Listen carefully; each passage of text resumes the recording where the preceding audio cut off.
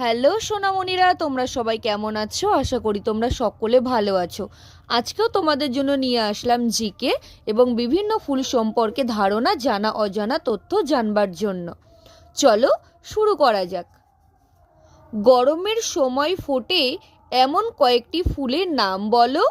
Bell, জুঁই, চাপা, রজনীগন্ধা, সূর্যমুখী এগুলি গরমের সময় ফোটে।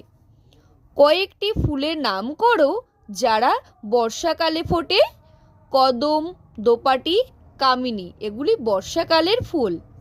শীতকালে ফোটে এমন কয়েকটি ফুলের নাম বলো। গাঁদা, ডালিয়া, গোলাপ, চন্দ্রমল্লিকা, জিনিয়া এগুলি শীতকালে ফোটে। বসন্তকালে ফোটে এমন কয়েকটি ফুলের নাম বলো।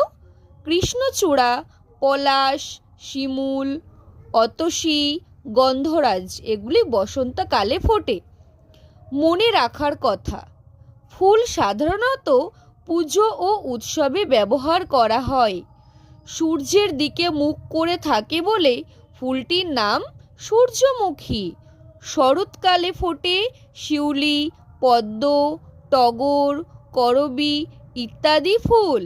স্থলপদ্ম ফুলের রং যত বেলা বাড়ে ততই পরিবর্তন হয়। আজকের প্রশ্ন, এমন একটি ফুলের নাম করো যা দিনে ফোটে এবং রাত্রে সেটা বন্ধ হয়ে যায়।